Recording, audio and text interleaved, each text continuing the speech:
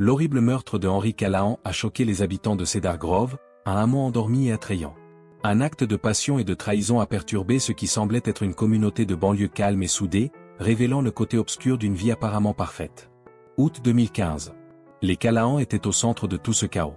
Depuis plus de 15 ans, Henry, un magnate de l'immobilier de 50 ans, et sa femme Clara, 48 ans, propriétaire d'une boutique de 48 ans avec un flair pour la mode et une personnalité captivante, étaient des membres à part entière de la communauté. Tout le monde dans le quartier pensait que leur mariage était trop parfait, et ils avaient raison. Ils entretenaient une bonne amitié avec les Parker, les voisins d'Axe en Grave-Côté. Simon est professeur dans une université et Emily est architecte paysagiste.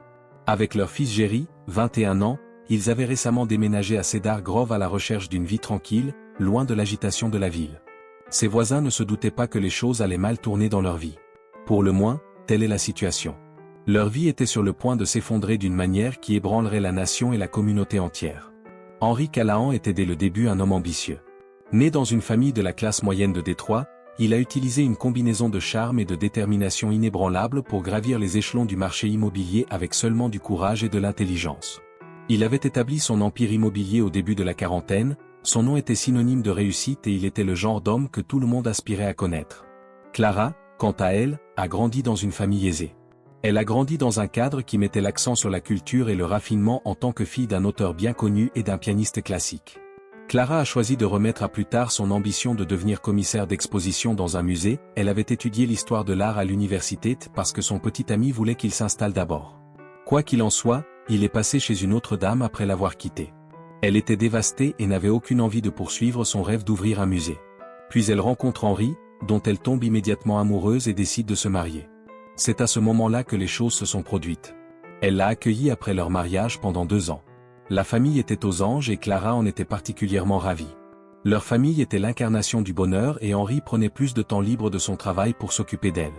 Malheureusement, les choses ont empiré lorsque leur enfant né prématurément est décédé et que les tentatives ultérieures de Clara pour concevoir ont échoué. Revenons un peu en arrière sur leur rencontre. En 2000, ils se sont croisés lors d'une vente aux enchères caritatives. Henry, qui n'avait aucun lien personnel et qui réussissait financièrement, fut immédiatement fasciné par la grâce et l'élégance de Clara.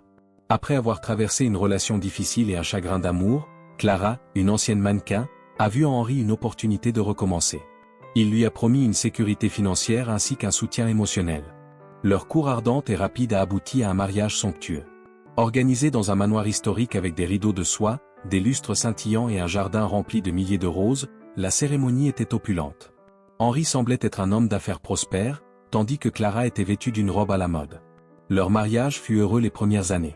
La carrière d'Henry décolle, lui apportant reconnaissance et fortune. En raison de ses réalisations, il est devenu associé de son entreprise. Clara a ouvert son entreprise comme son havre de paix, un lieu où exprimer sa créativité et son amour pour tout ce qui est élégant. Clara avait l'impression d'avoir un but lorsque la boutique prospérait et gagnait en popularité parmi l'élite de la ville.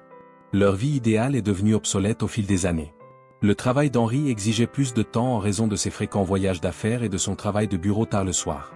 Le couple qui était autrefois inséparable s'est séparé. Clara se jeta dans son magasin alors qu'elle devenait de plus en plus seule.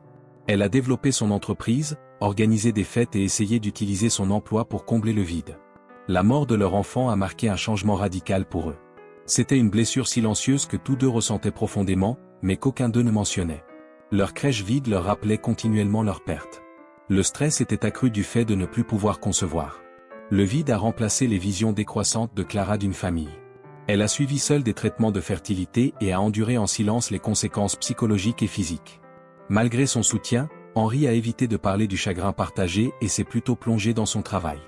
Autrefois lieu de chaleur et de joie, leur maison est devenue calme et glaciale. Clara passait des heures assise dans la crèche, entourée des attentes non réalisées de devenir mère. Une fois rentré chez lui, Henry se retira dans son bureau et se perdit dans son travail, essayant de repousser l'intolérable vérité.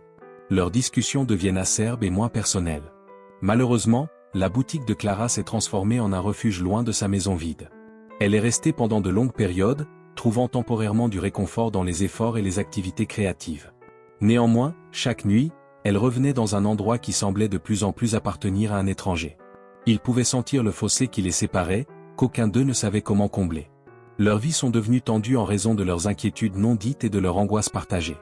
Le mariage des Callahan était revenu à son état antérieur à l'été 2015.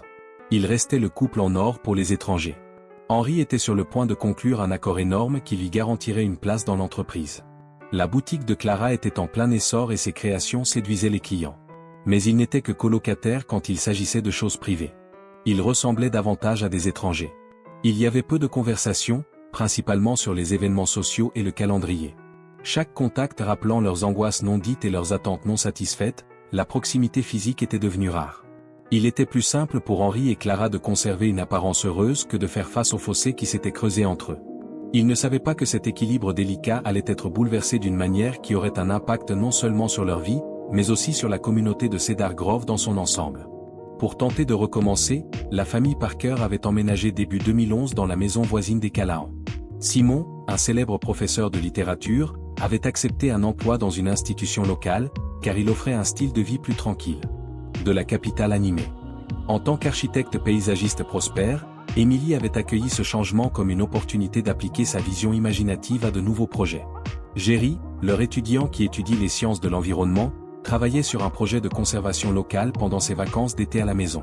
Les Parker se sont parfaitement intégrés à l'atmosphère décontractée de Cedar Grove, gagnant rapidement une réputation de gentillesse et d'intelligence. Simon a été acclamé grâce à ses conférences captivantes à l'université, tandis qu'Emily est devenue la vedette du quartier avec ses magnifiques créations de jardin. Malgré ses réticences initiales, Emily a fini par apprécier le calme et la beauté de leur nouvelle maison.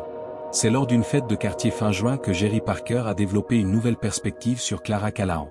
La réunion était organisée par la famille Callahan, et Henri était l'avis de la fête, parlant de ses dernières initiatives commerciales. Clara s'était retirée dans le patio pour prendre l'air, car elle se sentait mal à l'aise dans la foule. Au même moment, Jerry se promenait dehors, cherchant un répit auprès des gens. Jerry établit un contact visuel avec Clara et sourit timidement. Ils commencèrent à parler de jardinage, auquel Clara venait de s'intéresser pour passer le temps lorsqu'elle était seule. Grâce à l'expertise scientifique environnementale de Jerry, une relation a commencé à se développer. Clara et Jerry ont trouvé des occasions de passer du temps ensemble au cours des semaines suivantes. Jerry a accepté l'invitation de Clara à l'aider dans son jardin, car cela lui permettrait de mettre à profit ses connaissances académiques. Ils ont partagé leur premier baiser un après-midi pluvieux début juillet, comme on peut s'y attendre ou non. Alors qu'ils travaillaient sur un nouvel aménagement de jardin, Jerry s'est arrêté et ils ont été forcés de se cacher dans la véranda du Callahan en raison d'une averse inattendue. Il y avait une tension inexprimée dans l'air alors qu'ils se tenaient à la fenêtre et regardaient la pluie. Ressentant une connexion pour la première fois depuis des années, Clara se pencha et embrassa Jerry. Jerry a ressenti un mélange de frissons et de terreur après le baiser. Leurs interactions sont devenues plus fréquentes et intenses à mesure qu'ils se sont retrouvés attirés malgré la complexité de leurs sentiments. Ils connaissaient les dangers et procédaient avec prudence. Ils se sont rencontrés en privé, généralement dans les quartiers calmes de la ville ou dans la boutique de Clara. Mais à mesure que l'été avançait, il devenait de plus en plus difficile de garder leur secret. Ils ont failli être appréhendés à plusieurs reprises. Bien que leur inquiétude ait été accrue par les quasi-accidents et les découvertes rapprochées, leurs sentiments forts les ont poussés à revenir. Pour être honnête, on était loin de sa vie avec Henri, mais Clara ressentait un regain de passion et de joie. Jerry a découvert qu'il devenait de plus en plus amoureux de la femme mariée plus âgée alors qu'il était attiré par l'élégance de Clara et l'excitation de leur relation interdite. Cedar Grove s'est réveillé avec une autre journée d'été torride le 10 août 2015. Ce fut une journée cruciale pour Henri Callahan. Il allait conclure son plus gros contrat à ce jour, et c'était une réunion très importante. Clara resta seule au lit, perdue dans ses pensées, alors qu'il partait tôt. Clara a envoyé un texto à Jerry, lui demandant de venir dans l'après-midi, sachant qu'Henri serait absent toute la journée. À ce stade, Jerry commençait à se sentir plus mal à l'aise quant à ses sentiments pour Clara. Il était amoureux de cette femme, mais cette passion n'avait aucune logique. Jerry a alors profité du message pour faire face à ses émotions et a décidé qu'il était temps de mettre un terme à cela. En réponse, il a accepté de se rencontrer. Ce fut une longue journée pour eux deux. Distraite et nerveuse, Clara effectuait la routine dans sa boutique. Jerry avait du mal à se concentrer alors qu'il travaillait sur son projet de conservation. Le cœur de Jerry battait à tout rompre lorsqu'il s'est rendu à la résidence Callahan à 13h30. Avec un sourire timide, Clara le salua et l'escorta jusqu'à la véranda où avait eu lieu leur premier baiser. Jerry commença à dire quelque chose, mais Clara se trompa sur son hésitation et l'embrassa silencieusement. Leurs doutes furent dominés par leurs besoins l'un de l'autre, et ils s'abandonnèrent au moment présent malgré leurs réserves. Henri Callahan était dans son bureau de l'autre côté de la ville, de plus en plus frustré. Il savait qu'il allait avoir une longue nuit de révision et de discussion parce que les chiffres ne correspondaient pas à son accord. Henri Callahan se décida rapidement. Il revenait au bureau plus tard pour emballer ses affaires avant le dîner, prenant le temps de rassembler ses pensées et de se réorganiser à la maison. Son automobile est entré dans l'allée de leur maison au bord du lac Crestwood à 14h15. Même si le camion rouillé de Jerry Parker était garé à une courte distance dans la rue, il n'y prêta pas attention. Il déverrouilla la porte d'entrée et pensa qu'il aidait probablement Clara à faire quelques courses. La maison semblait étrange, même si elle était silencieuse. Il y avait un verre de jus d'orange à moitié vide sur le comptoir de la cuisine. Clara n'était même pas une fan d'orange, donc c'était vraiment étrange. Puis il l'entendit, un bruit venant d'en haut qui était étouffé. Avec un froncement de sourcils, il monta les escaliers, le bruit s'intensifiant près de la chambre principale. Ses souvenirs de ce qu'il a vu en ouvrant la porte dureraient toute une vie. Jerry Parker, le fils du voisin âgé de 21 ans, était dans leur lit avec sa femme, la dame qu'il aimait depuis 15 ans, mais il n'a jamais cru qu'il était proche. La consternation d'Henri fit place à la colère. Il a demandé « Qu'est-ce qu'il faisait ?» et poussa en avant d'avoir eu le temps de réfléchir. Jerry renversa la table de nuit alors qu'il essayait frénétiquement de sortir du lit. Avec un cri, Clara tenta d'enrouler les couvertures autour de son corps.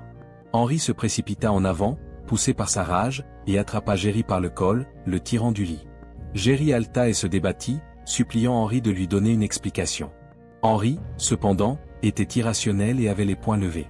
La main de Jerry se dirigea vers la lourde lumière sur la table de chevet, au milieu du pandémonium. Il le fit tourner furieusement, poussé par le désespoir. Avec un bruit sourd terrible, la lampe entra en contact avec la tête d'Henri. Avec l'étonnement et la trahison dans les yeux, Henri chancela et tomba au sol. La pièce se vida dans un silence étrange. Clara cria, brisant le silence alors qu'elle se couvrait et essayait de comprendre ce qui venait de se passer. Le sang s'est rapidement accumulé autour du corps immobile d'Henri. Les mains tremblantes et un air de choc et d'étonnement sur le visage, Jerry laissa tomber la lampe. Sa voix était à peine un murmure alors qu'il se tournait vers Clara. « Comment avons-nous procédé ?» Avec une détermination tremblante mais inébranlable, Clara a exigé qu'il cache le corps. Elle a dit à Jerry qu'elle ne pouvait pas permettre qu'il soit mis en prison. Ses yeux étaient étourdis de terreur quand elle prononça ces mots. Jerry fit un signe de tête vide. L'esprit emballé par l'anxiété et la panique, ils s'habillèrent rapidement. Le corps d'Henri luttait sous son poids alors qu'il le traînait dans les escaliers après l'avoir enveloppé dans un drap. Le travail était épuisant, avec du chagrin et du désespoir accompagnant chaque étape. Haletant à cause de l'effort, ils ont finalement réussi à soulever le corps d'Henri dans le plateau du camion de Jerry.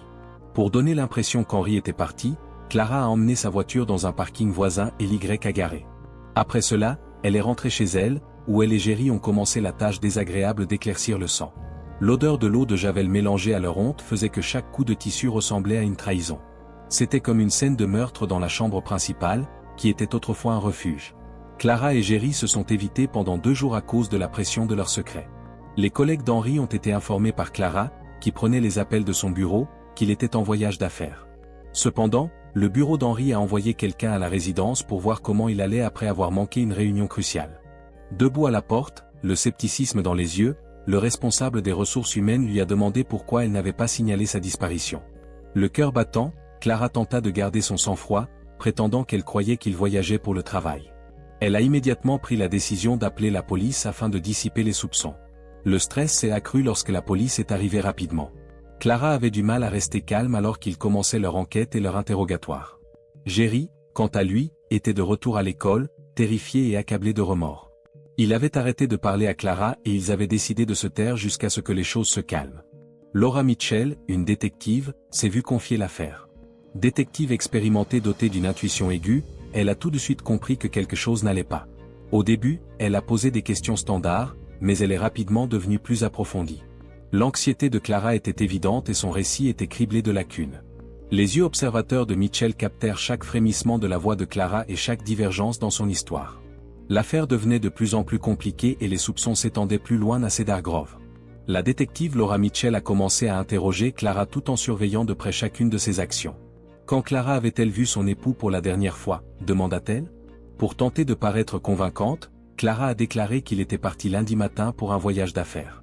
Clara secoua la tête lorsqu'on lui posa des questions sur les détails du voyage, affirmant qu'il avait été payé pour garder secret son sort. Mitchell griffonna des notes, hocha la tête et demanda à voir les emails et les journaux téléphoniques d'Henri.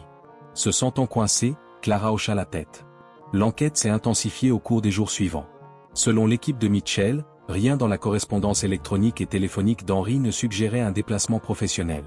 Le jour où Henri a disparu, des voisins ont rapporté avoir vu la camionnette de Jerry à la résidence Callahan, ce qui a incité Mitchell à retourner voir Clara. Clara a menti lorsqu'on lui a posé des questions sur le camion de Jerry, affirmant qu'il participait à des travaux de jardinage. Sceptique, Mitchell a souligné que les travaux de jardinage au milieu d'un après-midi étouffant de juillet semblaient improbables, mais elle l'a ignoré pour le moment et a tourné son attention vers Jerry Parker. Jerry était à son école lorsque Mitchell l'a approché. Jerry avait du mal à se souvenir du corps sans vie d'Henri. La voix de Jerry tremblait alors qu'il répétait le mensonge de Clara à propos des travaux de jardinage lorsqu'on l'interrogeait sur sa fréquentation de la résidence Callahan. Mitchell ne le croyait pas, ressentant son anxiété. Elle a dit qu'il serait préférable qu'il soit franc, mais Jerry est resté calme et a insisté sur le fait qu'il ne savait rien. Mitchell était consciente qu'elle avait besoin de preuves supplémentaires. Lorsqu'elle a convoqué des experts légistes à la résidence Callahan, ils ont découvert des taches de sang qui avaient été nettoyées à la hâte. L'histoire de Clara commença à se compliquer. Mitchell a constaté des lacunes dans la chronologie de Clara et un malaise croissant. Clara a essayé de rester en tête, mais la pression l'a frappée. Un informateur anonyme qui avait régulièrement observé Clara et Jerry ensemble et leurs conversations apparemment personnelles était à l'origine de cette information révolutionnaire. Au fur et à mesure que Mitchell approfondissait leur relation, il trouva des courriels et des textes plus intimes démontrant l'étendue de leur liaison et leurs vaillantes tentatives pour la cacher. Le sang-froid de Clara commença à s'estomper lorsqu'elle en vit la preuve. Elle a tenté de minimiser leur relation comme une simple amitié lorsque Mitchell l'a pressée d'expliquer les interactions avec Jerry, mais Mitchell était inflexible. Le détective a cité les traces de sang découvertes dans la résidence et a souligné que les amis n'échangent pas de tels messages. Clara a refusé de reculer et a déclaré qu'Henri était parti pour un voyage professionnel. Mitchell reporta son attention sur Jerry, qui essayait de garder ses distances avec Clara. Elle a pris des dispositions pour que Jerry soit amené pour un interrogatoire supplémentaire. Jerry a pris la décision de consulter un avocat, car il se sentait sous pression. Les défenses de Jerry ont été minées lors de l'entretien lorsque Mitchell a présenté les faits pièce par pièce. Pour tenter de connaître la vérité, elle évoque la découverte de sang dans la maison et l'absence de voyage d'affaires. L'avocat de Jerry l'a encouragé à garder le silence, et cela en dit long. Les médecins légistes ont vérifié que les traces de sang appartenaient à Henri. Mitchell a obtenu un mandat de perquisition pour le camion de Jerry sur la base d'un nombre croissant de preuves, et à l'intérieur, ils ont découvert des traces de sang supplémentaires ainsi que des fibres qui correspondaient au drap de la résidence Callahan. Le corps d'Henri a été retrouvé, caché à la hâte, dans le parking voisin. Ayant obtenu des preuves incontestables, Mitchell a rapidement procédé à l'arrestation de Clara et Jerry. Avec une expression déprimée sur son visage, Clara a été placée en garde à vue. Jerry a été placé en garde à vue, son destin étant déterminé par les preuves accablantes de leur infraction. L'affaire a stupéfié les habitants de Cedar Grove. La façade parfaite a été définitivement détruite. D'autres secrets ont fait surface au cours du procès. Les collègues de Henri ont témoigné de son niveau de stress croissant et de ses fréquents désaccords avec Clara. La tension ressentie par les voisins dans la maison des Callahan a été discutée. Les jurés ont dû passer par un réseau alambiqué d'actes et d'intentions qui ont tous abouti à une finale tragique. Clara se leva, les nerfs explosant sous le poids de sa honte. Elle a reconnu la romance, mais elle a maintenu que la mort d'Henri n'avait jamais été son intention. Elle a expliqué comment Jerry avait saisi la lampe avec frénésie juste avant le décès d'Henri. Jerry a décrit ce jour fatal avec un mélange de regret et de chagrin, lui faisant presque monter les larmes aux yeux. Il raconta la rencontre, la bataille et l'instant de peur aveugle lorsqu'il frappa Henri. Les parents de Jerry étaient assis dans la salle d'audience, le choc et la tristesse inscrits sur leurs traits. Pendant que leur fils décrivait comment il était entré en contact avec Clara et comment ses actions avaient entraîné la mort d'Henri, ils l'écoutèrent. L'image de leur fils bien-aimé et ce qui s'était passé ne pouvaient être conciliés. Jerry a tenté de garder une façade stoïque, mais leur angoisse était évidente. Le témoignage de Mitchell était très important. Elle a décrit les preuves médico-légales qui ont finalement abouti à l'arrestation de Clara et Jerry, l'enquête et les contradictions dans leur récit. Elle a décrit les traces de sang au domicile des Callahan, les fibres dans la camionnette de Jerry et la découverte du corps d'Henri. Son accouchement délibéré traduisait un fort sentiment de honte. Le jury a délibéré pendant des jours dans une salle d'audience tendue. Lorsque le jury est finalement revenu avec son verdict, le poids de la décision était évident et le silence dans la salle était presque insupportable. Le choix a été rendu public par le contremaître. Jerry Parker, vous êtes coupable de meurtre au 2e degré, à notre avis. Nous vous déclarons coupable de complicité de meurtre, Clara Callahan. Jerry a été condamné à une peine de 25 ans et Clara à 15 ans.